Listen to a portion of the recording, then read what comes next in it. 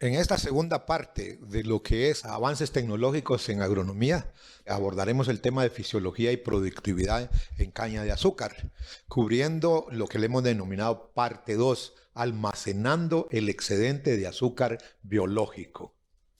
Vamos a tomar en cuenta que la planta de caña de azúcar es una verdadera fábrica biológica para producir azúcar.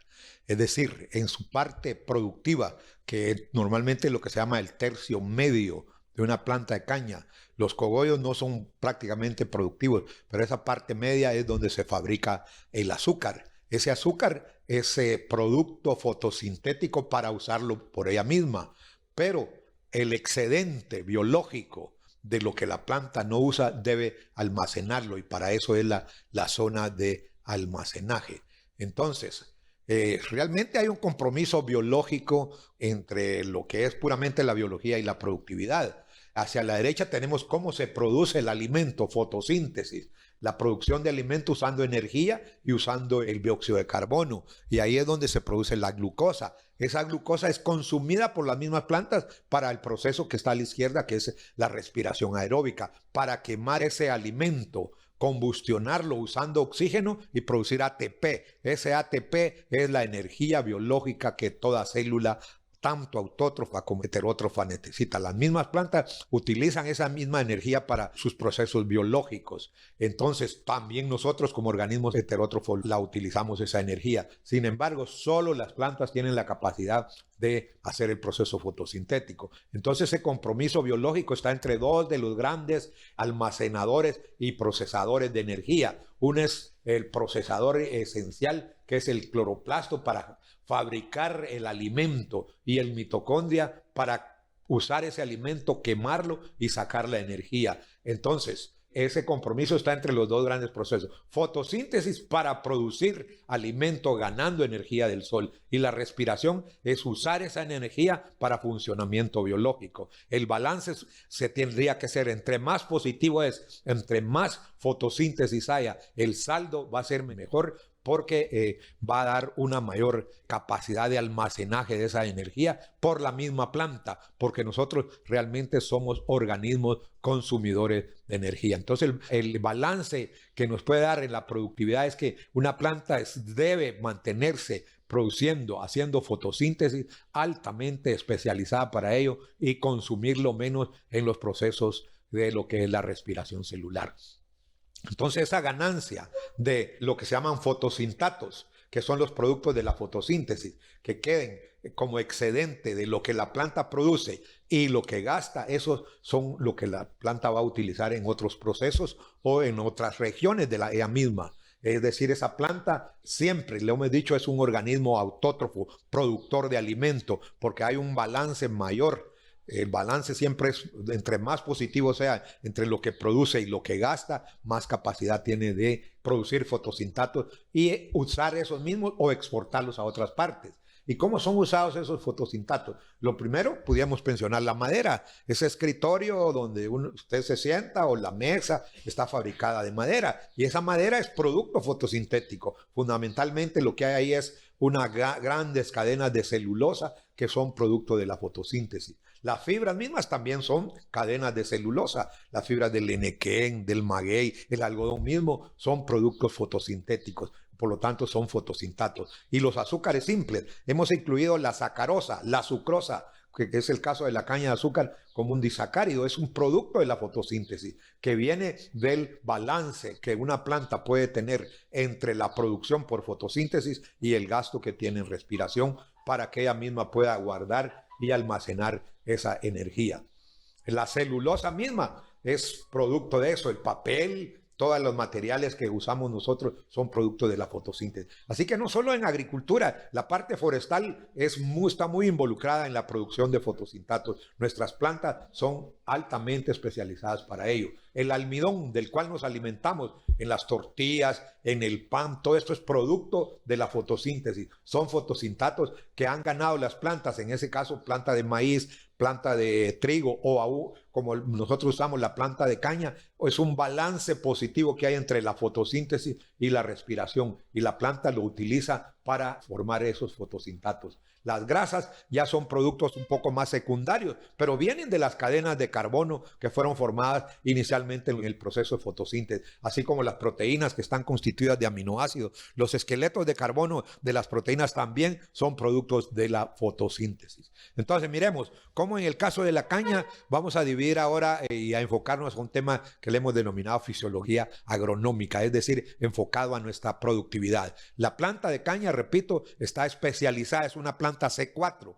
muy especializada para producir azúcar y principalmente la sacarosa, que es uno de los azúcares simples que se producen. He dividido para poder explicar esto a una planta de caña en tres grandes zonas, en tres regiones, en tres tercios, llamémosle así. El superior, que yo le llamo una zona de consumo. ¿Por qué de consumo? Porque la zona meristemática, altamente especializada para producir células, para crecimiento, está realmente consumiendo, gastando energía, y el proceso fotosintético es mínimo ahí, por lo tanto su saldo es consumir. Realmente ahí hay un saldo, si se quiere, negativo, porque necesita mucha energía que viene ¿de dónde? De la zona de producción, que normalmente es esta zona media, el tercio medio de una planta de caña, que podía comenzar del cuarto, quinto entrenudo superior y llegar al tercero o cuarto entrenudo en la parte inferior, donde están las hojas altamente productivas, que son las que están activas en fotosíntesis y producen fotosíntesis o fotosintatos, como decíamos, azúcar en este caso,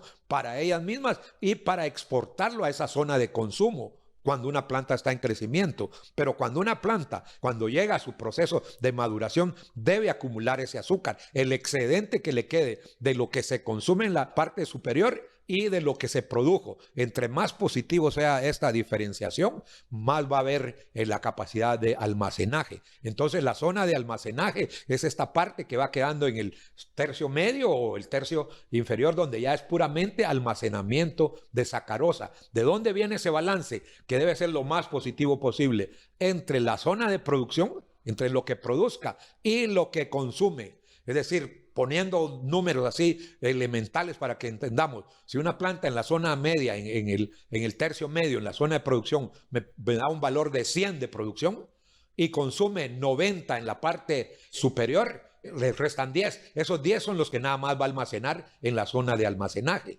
Pero si una planta ya llega y produce siempre los mismos 100 en la parte media y ya solo consume 50, 60 en la parte superior, va a tener una mayor capacidad de ir almacenando esa energía en forma de sacarosa en la zona de almacenaje. Entonces en eso se basa la maduración. La maduración no es más que acumulación de azúcar. Y repito, entre más haya en la zona de producción y que menos vaya consumiendo en la zona superior, en esa zona de consumo, más capacidad de almacenaje hay. Y esa maduración, o sea, la acumulación de azúcar puede ser natural o inducida. Naturalmente se puede dar por factores, está regido por factores naturales agronómicos, es decir, las condiciones ambientales, luminosidad, condiciones de temperatura, régimen de lluvias, todo eso nos puede dar un balance entre más positivos sea para poder acumular mayor azúcar. Pongo un ejemplo. Normalmente en condiciones naturales nuestras, en los climas tropicales nuestros,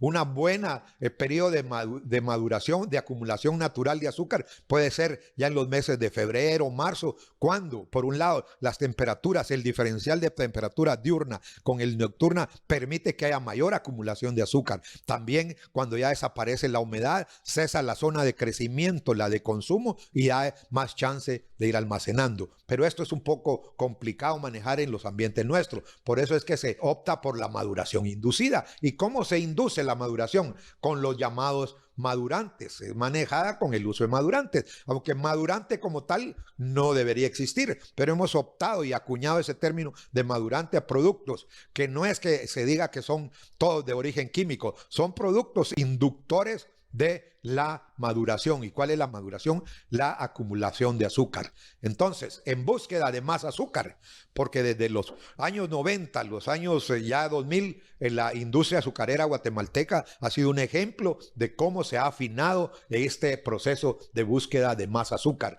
que es la maduración inducida. Y para ello el uso de madurantes se ha convertido en una práctica rutinaria. Está comprobado, el madurante superior es el que brinde mayor eficiencia, asegurando más azúcar. ¿Y qué es esa eficiencia? Sencillo lo que decíamos, que la planta siga produciendo azúcar en ese tercio medio, en la zona de producción, sí consuma lo mínimo que se puede en la zona de consumo, pero no que esta también sea, como vamos a explicar, que sea una zona en que también se utiliza mucha energía, no, o mucho azúcar, sino ese diferencial permite que haya mayor acumulación, ya sea en el tercio medio o en el tercio bajo de la planta de caña. Entonces, el madurante, voy a explicarlo así, el objetivo de esto es sencillamente tratar de explicar cómo funciona el madurante en general. La ruta del madurante en la planta, es decir, en una condición, lo que queremos es que el madurante, al ingresar a la planta de caña, entra por las hojas, se transloca, hojas activas, y se transloca al tejido de conducción, que es el floema. Pero en el floema, ¿qué es lo que está buscando el madurante? Honestamente, por eso es que ha sido el glifosato tradicional en eso, porque identifica el tejido de conducción, que es el floema, es subido al floema y va directamente a los meristemos. Eso es lo que buscamos con las dosis que se usan, que vaya al meristemo apical, o que también en ese meristemo apical parte pudiera ir al meristemo radicular. Es decir, si yo usara una dosis equivalente a 5 o 6 veces lo que usamos actualmente, pudiera ir también a los meristemos radiculares y tener una acción herbicida, pero la dosis que usamos hace que se movilice principalmente al meristemo apical y muy poco a los meristemos radiculares. Esa es la función o la ruta del madurante. Recordemos que el floema, aquí vamos a explicar rapidito por qué el floema, porque recordemos que el floema es el conductor natural de alimento, sucrosa. El 90%, 95% de lo que lleva el floema es sucrosa, o sea, la llamada sacarosa, que es un componente de glucosa y fructosa. Eso es lo que lleva el floema, y en la planta de caña eso lleva. Y también es el conductor de hormonas, las auxinas, las hormonas de crecimiento. Para explicar así rapidito, hacia la derecha tenemos lo que es el haz vascular. El haz vascular en una planta superior está constituido por el xilema, que es esta parte que queda más hacia el interior, y el floema, que es esta parte que queda más hacia el exterior. Son los dos tejidos de conducción. El xilema por naturaleza está constituido de células muertas, células que solo transportan agua y minerales disueltos. El floema lo que lleva es sustancia viva, material elaborado por la planta para ser usado en las zonas de crecimiento o en zonas de almacenaje. Entonces, normalmente en una planta de caña en crecimiento debe transportarse, como lo indica esta flecha, hacia el extremo superior, hacia el meristemo apical del tallo, donde está la zona de crecimiento. Una planta de caña como gramínea, que es prácticamente su zona de crecimiento, está en el meristemo apical del tallo. El meristemo en la raíz prácticamente no hay meristemo apical, no, que lo que existen son raíces adventicias, por lo tanto es mínimo lo que necesitan esas raíces adventicias. El mayor consumo es, lo ponemos a esta flecha, el movimiento que da hacia arriba donde va el floema, hacia ahí va la conducción en el floema.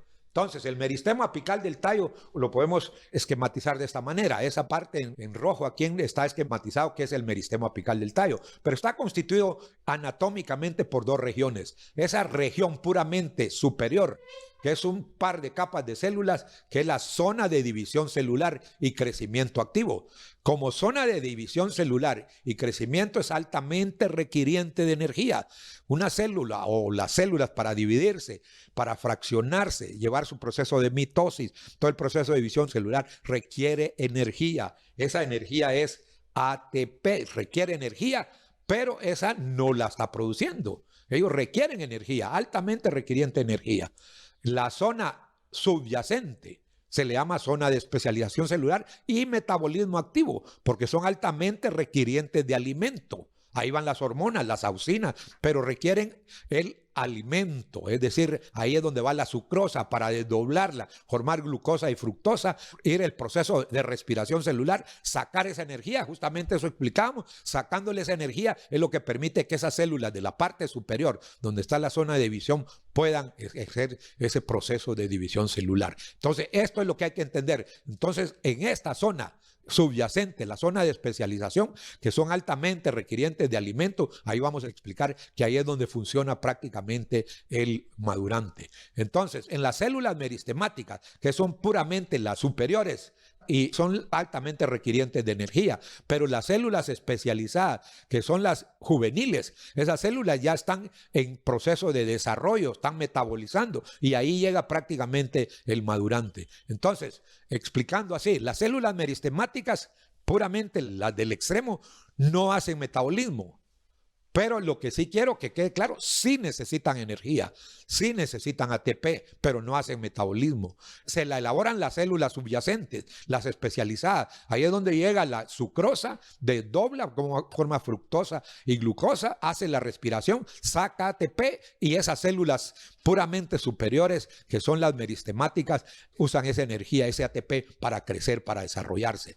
Ahí actúa el glifosato, en esas células subyacentes, inhibiendo la síntesis de aminoácidos aromáticos, tan tradicional que hemos dicho, pero no son las células superiores, las del puro meristemo, las donde va a actuar, sino esas células subyacentes. Entonces eso permite manejar dosis. Si llegan las dosis letales a esa célula, puede en un momento dado matar totalmente el cogollo, pero las dosis que hemos usado nosotros, que aproximadamente es entre un sexto a una quinta parte de la dosis que pudiera ser letal para toda la planta, esa dosis se convierte en un regulador en lugar de ser puramente herbicida.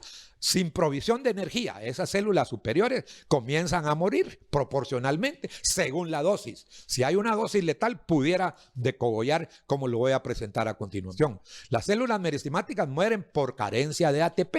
No es por carencia de sucrosa, mueren por carencia de ATP, como está pasando en este esquema. El de la izquierda es ahí cómo actúa el madurante en las células meristemáticas y las células subyacentes. La carencia total de ATP, mueren todas. Ahí es donde se da la acción herbicida y por eso lo hacemos esa diferenciación. Carencia parcial de ATP, como la dosis que estamos usando, mueren algunas y eso es lo que se llama acción regulatoria de madurante. Y aquí tenemos una comparación. El modo de acción de glifosato es lo que estábamos diciendo, la dosis que se usa hace que solo actúe como un regulador, una acción regulatoria, mientras que en el caso de los graminicidas, pudiéramos mencionar uno de ellos como el cletodin, los graminicidas, sí, literalmente mata todas las células, mueren todas las células, por eso es que se detiene totalmente el crecimiento, pero ahí conlleva otras situaciones que, como es la pérdida de dominancia apical. Pero así explicamos cómo se da la acción del madurante. La dominancia apical y el flujo hormonal. Mientras haya una dominancia en el extremo de esta flechita, que es el meristemo apical, esas células van a estar en división celular. Mientras exista esa división celular. Mientras hay células vivas meristemáticas, o sea, mientras hay células meristemáticas vivas, hay flujo hormonal terminal, aunque sea reducido. Pero al morirse todas las células meristemáticas, el flujo hormonal se da a los lados, lateral, y eso es lo con las consabidas y muy conocida LALAS, la LEA, porque se perdió la dominancia apical totalmente. Entonces las dosis que se usan en el caso de glifosato permiten que haya una acción regulatoria en esas células meristemáticas, es decir, no todas mueren, por lo tanto todavía hay dominancia apical. Entonces la ruta del madurante en la planta nos ayuda a explicar cómo va. En una condición normal donde las condiciones de humedad y todo el crecimiento ha sido normal, debía el madurante al ingresar movilizarse principalmente al meristemo apical. ¿Y qué es lo que va a hacer ahí? La consabida inhibición de los aminoácidos aromáticos, inhibir la ruta del ácido chiquímico y se evita la formación de los aminoácidos aromáticos, fenilalanina, triptofano, tirosina. Entonces no hay aminoácidos, no hay enzimas y entonces por eso es su acción. Pero como va en una dosis que no mata, solo es el de tener cierto grupo de células meristemáticas. Ahora también se ha estudiado y se conoce que el glifosato también tiene cierta acción en los entrenudos superiores, no en los medios, sino en los superiores, donde también inhibe las invertasas ácidas. Lo que hace es que la sucrosa que ha llegado no se desdoble tan fácilmente en glucosa y fructosa, que es lo que requiere el meristemo apical para seguir desarrollando su crecimiento. Eso es lo normal de cómo debería ser la ruta del madurante. Pero ahora miremos, ¿qué es lo que sucede cuando hay condiciones anormales? Pudiéramos hablar de una condición anormal que debería ir el madurante hacia el extremo, buscando el meristemo apical, pero algunas de las veces no solo se queda en el meristemo apical o en los entrenudos superiores, sino también puede venir a los entrenudos o a los meristemos radiculares. Y ahí es donde nos puede causar el consabido daño al rebrote, la formación de albinismo y todo lo que puede conllevar esta parte. Pero es cuando hay una alteración de la condición normal, o sea, una condición anormal. ¿Cuáles pueden ser estas condiciones anormales que hagan que el madurante también se vaya a los meristemos radiculares y pueda causar daños? No en las raíces, porque esas son adventicias, en la macoya donde están las yemas, porque la macoya de la caña de azúcar es un rizoma, es un tallo modificado que tiene yemas y de donde van a surgir la nueva generación cuando se dé la caña soca. Entonces, eso puede causar una condición anormal, que se cierre el transporte hacia el extremo y que se cierre la acción en la zona intermedia y venir a causar el daño, como lo expresamos acá, señalando hacia los meristemos radiculares. ¿Cuáles son estas condiciones que pueden darse? Una de ellas es la condición normal de humedad. Miremos la condición normal, o sea, cuando hay prácticamente un balance hídrico. Cuando el balance hídrico está a capacidad de campo, lo hemos manejado nuestro balance normal. Entonces, la rizomatización. Estos son unos esquemas que nosotros hemos elaborado ya con un tiempo. O sea, la formación de macoyas, eso es rizomas. Y sistema vascular en caña de azúcar, ¿cómo se da? Entonces, hacia abajo vemos los rizomas y raíces funcionan normalmente, porque hay condiciones balanceadas de humedad. Entonces, bajo esa condición, al ingresar el madurante a los tallos, a los culmos de la planta de caña, debería darse el transporte hacia la zona superior, hacia el flujo normal de nutrientes y hormonas, hacia el meristemo terminal. Y más en las dosis que usamos, debería ser prácticamente nulo la conducción de nutrientes, porque la planta en la parte subterránea formó su macoya, ahí no hay transporte ya más de nutrientes porque ya los formó. Debería ser hacia la zona que todavía está activa, que es el meristemo terminal del tallo, o sea, lo que denominamos los cogollos de la planta de caña. Eso es lo normal. Pero miremos las condiciones anormales. Una muy trillada que hemos tenido, caña condición en escasez de humedad. Cuando se nos daban allá por los años 90 y cíclicamente venía el famoso fenómeno del niño, cuando hay escasez de humedad. Bajo el comportamiento del niño con escasez de humedad, o sea, como lo que pasa que hay un estrés hídrico, los rizomas se activan. Pues ahí lo señalamos con esa flecha a la derecha. Se activan los rizomas buscando humedad. Antes de morir, biológicamente, la planta busca hacia abajo. Hemos encontrado cañas a 50, 60, 70 centímetros y hasta 1 metro. Y los rizomas, las macoyas, están todavía vivas tratando de buscar agua en la profundidad. Está activo. En ese momento, toda la parte inferior, la parte de macoya está activa. Entonces, cuando entra el madurante, lógicamente se va a transportar a esas zonas de crecimiento activo o de funcionamiento metabólico. Por lo tanto, por los años 90, cuando comenzábamos con esto, uno miraba que las zonas más propicias para que pudiera haber daño al rebrote, albinismo, todo esto, eran zonas con vetas arenosas, allá por los meses de enero, febrero, cuando ya las condiciones de humedad en esos suelos hacen que esté en estrés hídrico y el ingreso del madurante se conduce hacia donde nos dice la flecha, normalmente va hacia la macoya, dañando sencillamente las yemas de la macoya. Algunas las mata, las suprime de una vez, otras las deja albinas porque es por su mecanismo de acción que tiene en este caso el glifosato. Entonces ese flujo del floema está hacia abajo porque es la parte activa que está por los rizomas que se activaron buscando humedad. Y arriba prácticamente le ponemos este candado, es mínimo el transporte porque no hay crecimiento. Miremos ahí, se detuvo el crecimiento, ya prácticamente no se forman entrenudos y el mayor flujo del floema va hacia abajo. Por eso es que hay daño en esa parte y efecto madurante prácticamente no hay. Miremos lo opuesto, en una condición de excesiva humedad, también hay estrés. Ese es el fenómeno de la niña. Cuando tuvimos ya excesiva humedad, terrenos inundados, la planta se ha adaptado, hemos encontrado cañaverales literalmente bajo un pie por lo menos de agua y la caña subsiste, es decir, se adapta. ¿En qué está adaptada? Que los rizomas y raíces, como lo indicamos ahí, funcionan al mínimo.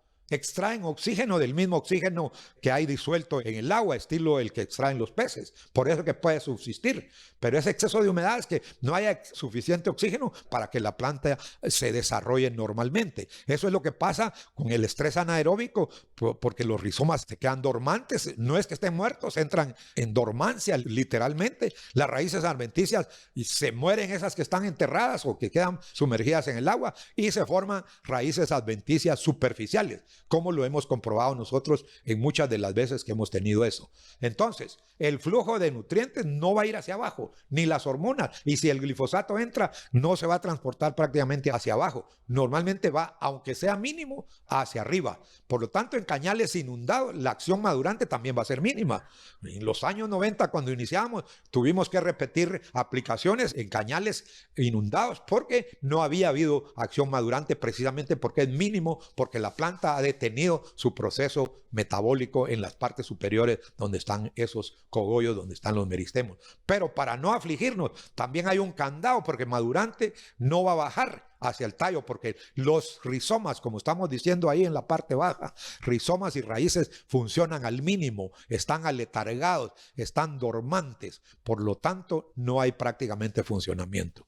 Entonces, esto es lo que pasa, por ejemplo, fue en los años 95 por ahí cuando tuvimos estas experiencias, inundación o saturación. Aquí hay un cañal que tenía una lámina por lo menos de unos 10, 15 centímetros de agua, estaba inundado. Por lo tanto, ahí nosotros al desenterrar encontramos que las funciones vitales están funcionando al mínimo. El flujo de hormonas y nutrientes es mínimo. ¿Por qué? Porque está en estrés anaeróbico. Por lo tanto, hacia el cogollo es mínimo ese flujo. Miremoslo. ¿Qué es lo que pasa con esta inundación o saturación? Aquí la volvemos a tener. En esta parte sacamos los tallos y vemos que ahí las yemas, las raíces adventicias están muertas. Esas raíces adventicias que están sumergidas en el agua se mueren.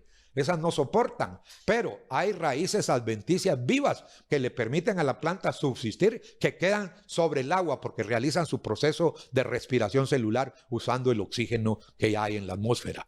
Y aquí la podemos ver hacia la izquierda, donde están esas raíces prácticamente sobre el agua. En esa condición de inundación, si nosotros venimos y vemos las yemas del rizoma, están en letargo. Una cuestión es que cuando uno dice latencia, pero aquí están aletargadas porque no hay oxígeno, se quedan en letargo. Miremos una condición normal. Cuando hay dominancia apical y desenterramos una macoya y hay dominancia de estos tallos que tenemos hacia abajo, que son los normales, cuando hay esa dominancia, la yema también está presente, pero yo le llamo a esa yema que esa yema está suprimida, solo esperando el momento en que se rompa la dominancia apical y esa comienza a desarrollarse. Es distinto a una yema como la que está arriba, que ya está letargada porque no hay oxígeno, se quedó prácticamente no muerta, pero está en un proceso de letargo. Eso es lo que pasa en suelos inundados. Por lo tanto, no hay prácticamente lo que queremos explicar, que no hay movimiento del madurante en un cañal inundado.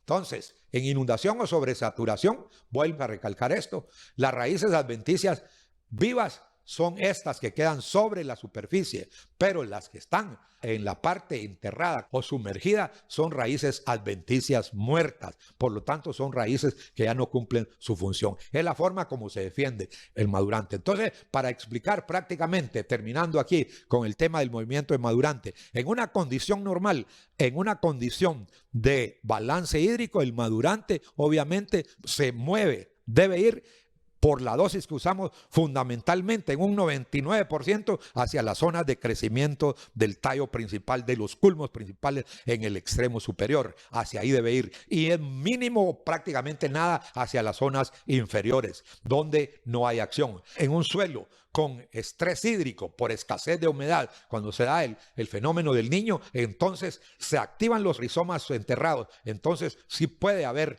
transporte y es donde puede haber daño a la macoya. Pero en un suelo inundado, con agua sobre la superficie, prácticamente, primero, no va a haber daño a las macoyas, daño a las yemas ahí, porque esas están en letargo, pero tampoco hay gran acción madurante. En ese caso, muchas de las veces se tendría que incrementar la dosis normal de madurante para tener cierta acción ahí por los meses de octubre, noviembre, cuando hay suelos inundados. Entonces, esto explica cómo es esta fisiología de la productividad que dijimos en esta segunda parte de la unidad, donde el balance debe darse entre lo que hace la fotosíntesis, que es la producción puramente de azúcar, la producción de fotosintatos, y lo que se consume en el proceso de respiración. Entre más positivo, entre más a nuestro favor esté el balance, mayor productividad va a tener nuestra planta de caña de azúcar.